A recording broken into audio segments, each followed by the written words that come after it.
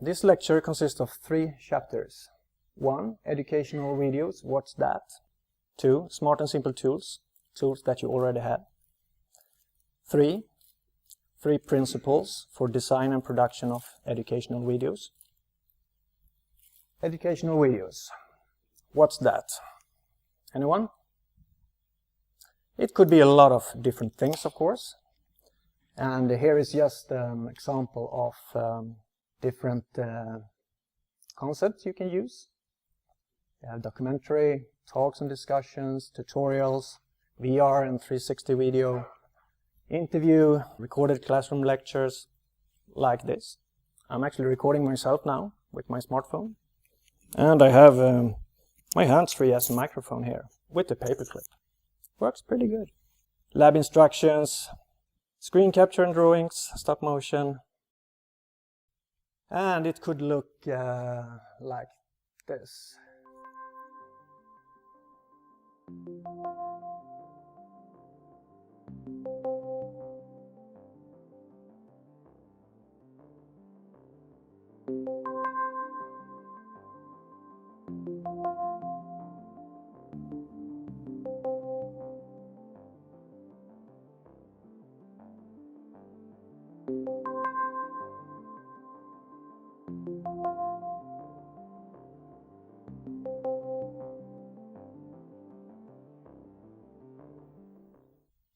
Yeah, that was just a teaser of different kind of media concepts that I've been working with. Let's move on to chapter number 2, this lecture. Smart and simple tools, tools that you already have. Handheld devices like smartphones or iPads and so on, and an ordinary laptop with a screen recording and video editing app is more or less all you need to produce educational videos of high quality. Of course, you can also add a couple of things to your toolbox. For example, video recording apps you can download for your smartphones that make your video camera even smarter, so you can have more control of the exposure and the focus and the audio and so on. I'm recording right now with this iPhone and I use an app called Mowi Pro. Sound is really important, and it actually works with the hands-free if you have this microphone part pretty close to your mouth. I've done it several times. But of course it's a little bit messy with this paper clip and so on. And therefore you can order this professional microphone that makes the sound quality slightly better. But for me it's so nice to have this clip instead of the paper clip. So that's basically why I bought it. And streaming is really important, to have a decent streaming solution, and luckily we have that at KTH. We call it KTH Play in Kaltura. All of us have an account there, and I really encourage you to use that when you're uploading videos. Alright, we have reached number 3 in this presentation, and it's 3 principles for design and production of educational videos. The first principle is about presentation design, the second one is about sound quality, and the third one is about video editing. Content is king is a common expression, and it might be true, but from a digital learning perspective, content must first be adapted, designed, produced, and presented properly to become a real king. One of the keys to digital quality in educational videos is to plan and design and adapt to what's suitable for a video format. For example, shorter and more personal PowerPoint presentations designed for 6 to 10 minutes video blocks, 69 slide layout, like standard for TV screens nowadays and smartphones and computer screens. More pictures, video clips and animations, and take advantage of those digital tools that is available out there. Principle number 2 is about sound quality. A video without decent sound quality is like reading a book with blurred text. Yes, the sound quality is really crucial for educational videos. It doesn't have to be perfect, but if the students can't hear what you are saying, They will most likely disappear as fast as a Swedish summer, I would say. Especially if it's not texted. Did you know that about 1.5 million people in Sweden has difficulties to hear?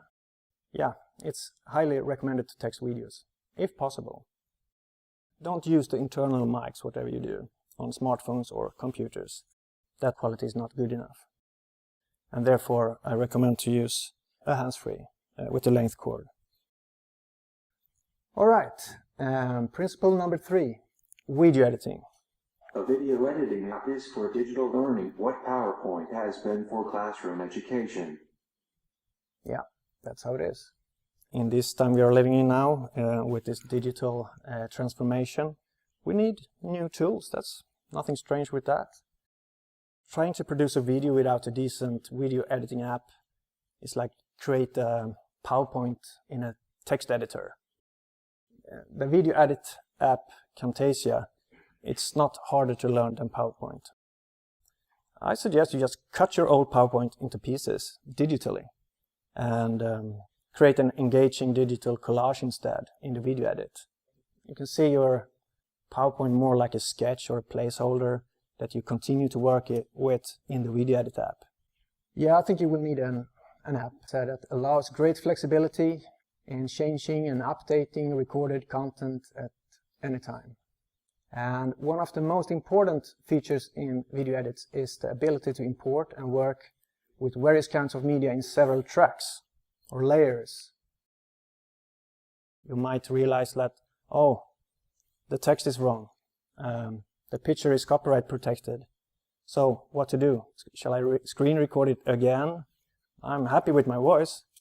No, you just stay in the video edit app and you crop away stuff that you don't want, and you just add new stuff in the video edit like text blocks, new text, and so on. It's all about presenting information and media in an engaging way at the right time. What's also great with this app Camtasia is that it has both screen recording and video editing features. So when you have made a screen recording, it will show up here in the media bin straight away. And then you can improve on the slides with new kind of material. And use drag and drop effects like zooming in on details.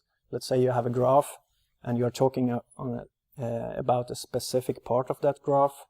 And then it's so easy to just drag an effect from the effect window onto the track, and then you just decide how much it will zoom in. That means that you can see your PowerPoint more like a sketch and a placeholder. So this is absolutely not only for eye candy. This is a pedagogical tool. So, do you think all this presentation design and video production will take some time from you? Of course it will.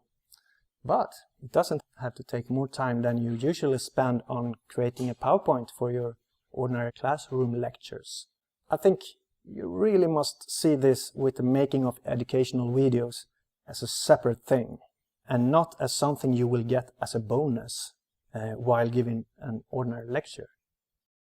I would like to end this presentation with some thoughts about the teacher as a producer. Some teachers might be fine producing on their own, with some minor coaching. However, we also need to have a plan for those teachers that of different kind of reasons have difficulties to produce their own digital material. I think we need to establish a new production culture, a culture where teachers can get help from students, teacher assistants, administrators, and so on. Why not call it DLT, Digital Learning Teams? Let's work together on this for sustainable digital learning of high quality. Thanks for listening.